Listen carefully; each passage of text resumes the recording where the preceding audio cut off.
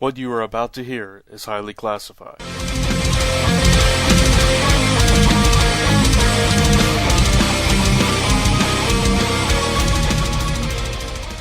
Hey everybody, welcome back to the Zone 4 podcast YouTube channel, and welcome to another Marvel Now #1 issue review. This time I'm going to talk about all new X-Men #1.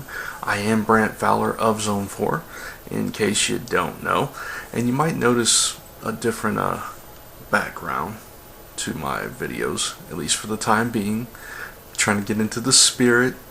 I've got my Christmas tree, and you may or may not be able to see that there are like superheroes and vintage like video game stuff on the tree, which I love. I think it's pretty cool. Maybe I'll do a separate video just to show you the tree so you can see the topper and everything, and I'll zoom in a little closer. And of course I got some figures over here, video game, comics, film, and all kinds of cool stuff. Anyway, enough about that. All New X-Men by Brian Michael Bendis. And let me say, just because it is Bendis, I was very skeptical. I mean, how can you not be skeptical?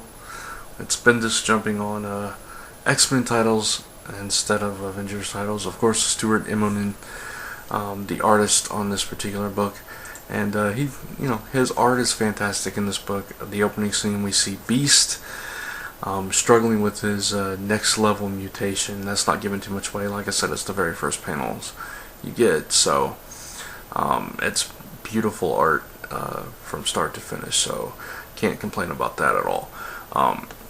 I'll just go ahead and tell you up front, there are two complaints I have about this issue, only two, and one is there are one or two instances where Bendis' famous talking heads, tons of dialogue on the page happen, and those particular two instances took me a little bit out of it, but other than that, his writing was fine, and well, the other thing was also his writing as well, which was they heavily telegraphed the past X-Men coming, because throughout the issue, Iceman kept saying, I just can't believe that Scott would act like this if, it's not the Scott I knew, if he could see himself, and he said this multiple times, and it was like, really?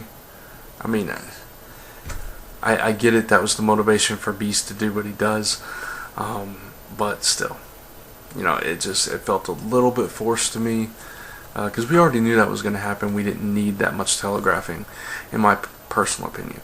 But anyway, in this issue, of course, like I said, Beast is going through this next level mutation, so he's struggling with this throughout. So we've already got a subplot, identified right at the start. Of course, after we get that little scene, we jump into a mutant getting his powers for the first time, and who jumps on the scene but Cyclops, Magneto, and Emma Frost, trying to rescue him from the humans and of course take him to a safe haven. So more of the same from Cyclops, who supposedly turned a new leaf, but whatever. He's now teamed up with Magneto. He's become almost a protege of sorts, and we'll have to see where that goes. I know a lot of people just hate Cyclops and they don't understand why he was let out of prison so soon and all this stuff, but I didn't mind it. I thought it added to the story. Of course, it adds to the conflict between the two sides of the coin here with the X-Men, and that'll hopefully make for some interesting stories down the line. Now, as I said, Iceman kept going on and on about how Cyclops has changed and how they need to if they need somebody like his past self to set him straight. And so Beast, of course, finds a way back in time, which we have no idea how he gets back there. Hopefully we'll find that out in issues to come, but right now it's a big mystery. But somehow he goes back in time, and he goes back to this point where himself, his old self, pre-first transformation into the Blue Beast that we all know and love, was getting frustrated and about to walk out, and he comes face to face with him and says, you need to go have a chat with yourself, Scott. And that was pretty much the issue. That's everything that happened in the issue. But the way it was written, I have to give Bendis credit here. I really enjoyed this. It was a stellar beginning to this series, and I know a lot of people have picked out this particular title of all the Marvel Now titles they're most intrigued by. And I think it was a great way to open up this particular book. I think it was a way to hook, both old fans and new readers that maybe are fans of the newer cast. And we don't get to see the teams meet yet, but get to see that soon, I'm sure, probably next issue. But I thought it was an excellent way to start this off, and I was really surprised how well I liked it. I mean, of course, I liked Bendis' New Avengers, for a while until it fell off. So, I have no doubt at some point this is going to fall off, but that happens with every writer. Right now, he's doing some interesting and entertaining things, and I'm on board for it, 100%. But, just those two things that I mentioned up front that bothered me keep me from giving this a perfect score, so I'm going to give it a 4.5. But I really enjoyed it, and I will definitely be back for the next issue. And that's going to wrap up this Marvel Now review.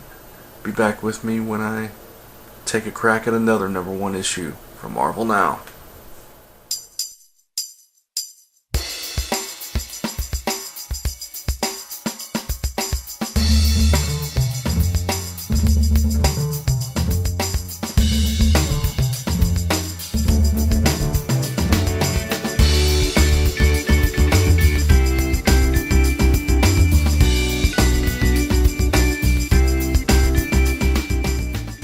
This has been a Gonzo Goose production.